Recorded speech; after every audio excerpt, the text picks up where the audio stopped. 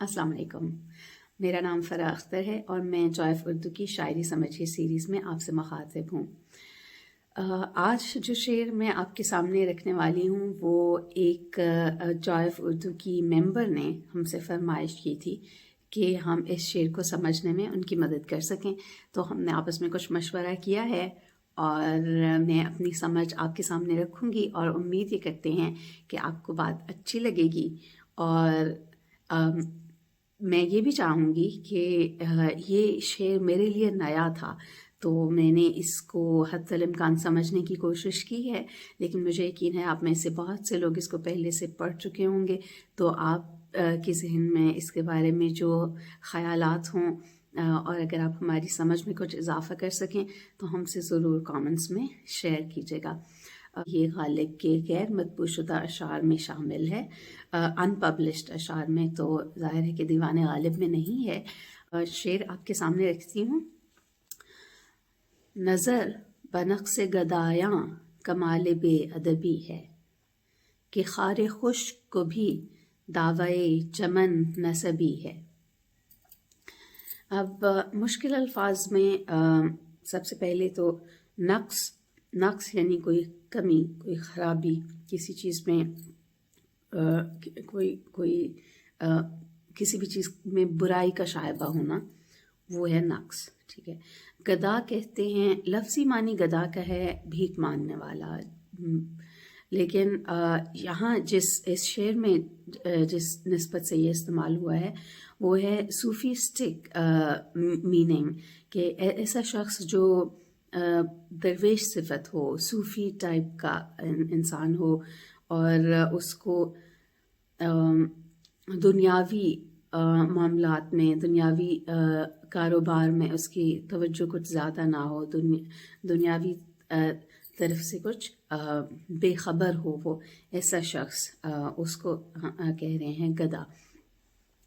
तो जो पहली तरकीब है नज़र बनक़्स गदायाँ, ब ज़ाहिर है फ़ारसी लफ्ज़ है की तरफ, पर का मानी है, तो किसी दरवेश सिफत, दरवेश मनश, सादा से इंसान की किसी बुराई पे नज़र करना, कमाल बेअदबी है। अब कमाल कहते हैं किसी भी चीज़ को बहुत हद दर्जा अच्छा करना या बहुत हद दर्जा बुरा करना, यानी किसी भी चीज़ की इंतहा को पहुंचने को कहते हैं कमाल को पहुंच जाना। तो कमाल बेअदबी यानी बेअदबी की हद कर देना। ठीक है। बेअदबी ज़ाहिर है वो चीज़ जिसमें अदब शामिल ना हो, अदब की कमी जिससे ज़ाहिर हो। तो किसी भी दरवेश सिफत, सादा लौह इंसान की किसी बुराई पे, उसकी किसी कमज़ोरी पे नज़र करना बेअदबी की हद है। क्यों?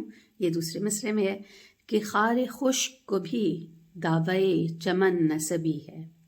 खार कहते हैं कांटे को, खुश्क सूखा हुआ कांटा भी चमन नसबी का दावा करता है। चमन क्या है? बाग, और नसब निस्बत से निकला है। जैसे हम कहते हैं हसब नसब, किसी का हसब नसब मालूम है तो हमें मालूम है कि वो किस ख़ानदान से, किस घराने से ताल्लुक़ रखता है, हसब नसब उसका बताता है हमें। इसी तरह अगर किसी हम शजरा नसब में भी नसब इस्तेमाल करते हैं, यानी किसी के ख़ानदान के सारे शजर को, ट्री को, फैमिली ट्री को देखना जो है, उससे उसके शुरू से आखिर तक उसके ताल्लुक़ का पता चलता है कि ये किस निस्बत से, किस ताल्लुक़ से ये किन लोगों के साथ जुड़ा हुआ है।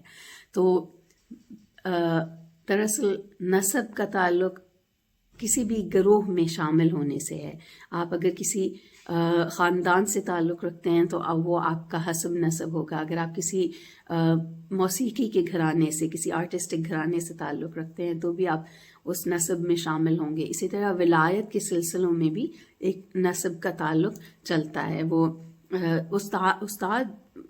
उस्तादी शागिर्दी में भी हर किस्म की उस्तादी शागिर्दी में, इवन साइंस में, when you talk about somebody who's done their PhD, they talk about their advisor and their advisor then and so on until you reach somebody who's really well known and you say I belong to that chain of people who are so well known in this field. So essentially آپ جب کسی سے اپنے نسب کا اپنے تعلق کا اظہار کرتے ہیں تو آپ اس تعلق کی وجہ سے اپنی عزت بڑھانا چاہتے ہیں، آپ کو عزت کا دعویٰ ہوتا ہے.